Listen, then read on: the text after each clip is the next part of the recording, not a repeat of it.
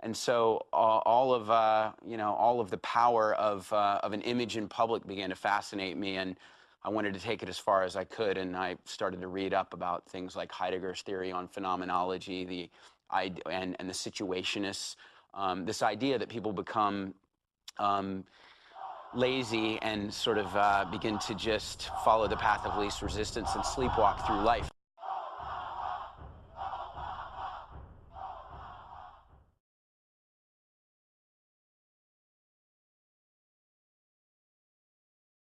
This is a corporation that finds itself in financial distress due to recklessness and greed. Under these circumstances, it's hard to understand how derivative traders at AIG warranted any bonuses, much less $165 million in extra pay. I mean, how do they justify this outrage to the taxpayers who are keeping the company afloat? In the last 6 months, AIG has received substantial sums from the U.S. Treasury. And I've asked Secretary Geithner to use that leverage and pursue every single legal avenue to block these bonuses and make the American taxpayers whole.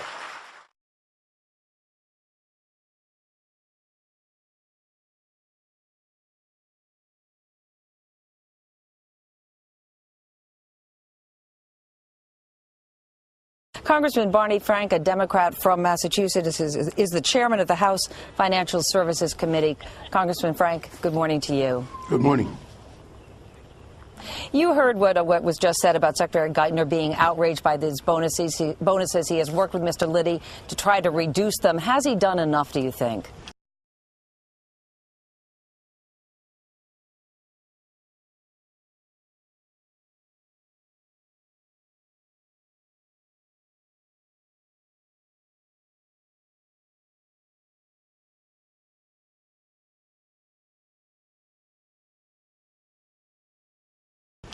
I'm going to check. I know he is trying very hard. People should know this one did not come out of the Treasury initially. This was a Federal Reserve decision. This decision to give the billions, $80 billion initially to AIG, actually came before Congress even passed the rescue plan.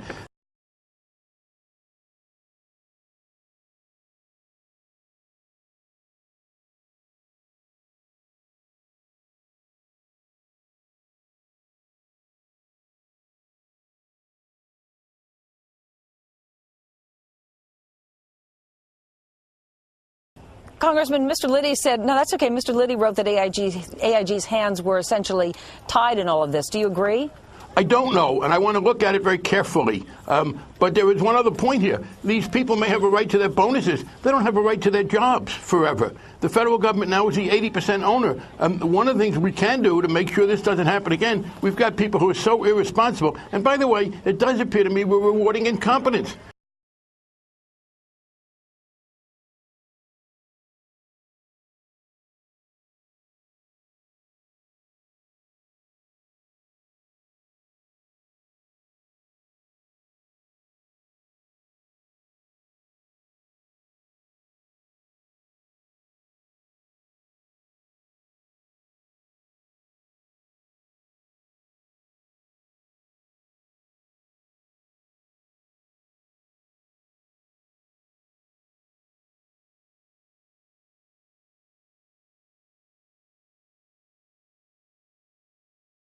Insurer American International Group's Fight for Survival found an $85 billion lifeline late Tuesday from the Federal Reserve, boosting Asian share markets in early trade. The Fed, with its secured loan, would take nearly an 80% stake in AIG, which lost nearly half its value in after-hours trading. This is good news for New York and great news for policyholders and employees around the world. Through a reorganization and further action, jobs will be saved, businesses will be made stable, and certainly our financial recovery will be easier, if not sooner. Shortly after the bailout went through, executives from AIG's major U.S. life insurance subsidiary, AIG American General, held a week-long conference at an exclusive resort in California. This is an exclusive resort. The rooms start, gentlemen, at $425 a night. some are more than $1,200 a night. By the way, that's more than some of my constituents pay on a mortgage payment every month in the homes that they're now losing, by the way.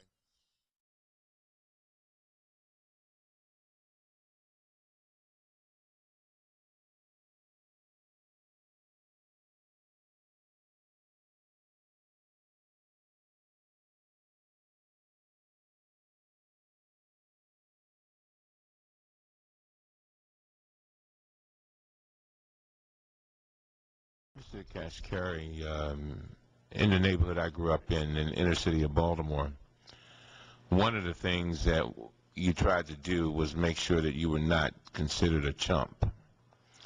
And what chump meant was that you didn't want people to see you as just somebody they could get over on. And I'm just wondering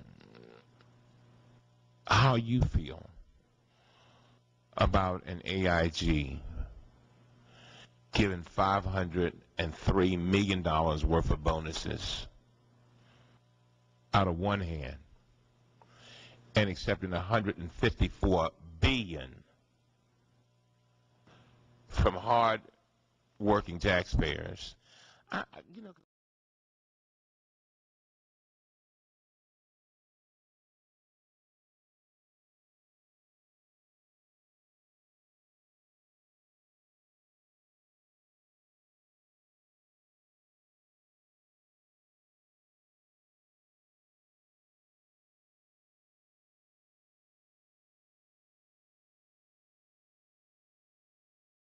Citigroup got it. Now it's AIG's turn. The insurance company deemed too important to fail is about to get a third government bailout. Ellen Braitman is covering that story for us this morning. Ellen? Hey there, Eric. That's right. Too big and too important. So here's what we're following. A lot of details. Company may get as much as $30 billion in new capital, may have debts to the government forgiven, also may report a loss for the most recent quarter. That you guys know what happened to the previous billions before you hand over this next $30 billion. Yeah, yes. But yesterday, Mr. Secretary, the Treasury and the Federal Reserve announced a new fourth plan to rescue troubled financial services giant AIG. I do agree that AIG sustainability is the linchpin for some of our recovery efforts, and it's important for the federal government to work to keep it afloat. However, I must demand for AIG increased accountability and transparency, something that was not done during the previous administration. For example, just last month, AIG paid 343 employees of AIG FP, their financial products division, and created the financial hole that AIG is in, and in turn, a multi-billion dollar bill for American taxpayers of $56 million in bonuses, and are slated to pay an additional $162 million in bonuses to 393 participants in the coming weeks, and there's more. Further bonus payments totaling approximately $230 million are due to 407 participants at AIG's Financial Products Division in March 2010. Obviously, we want these businesses, we want to achieve the objectives of what we did in AIG. We want them to be able to run their business and restructure so we're in a better position going forward.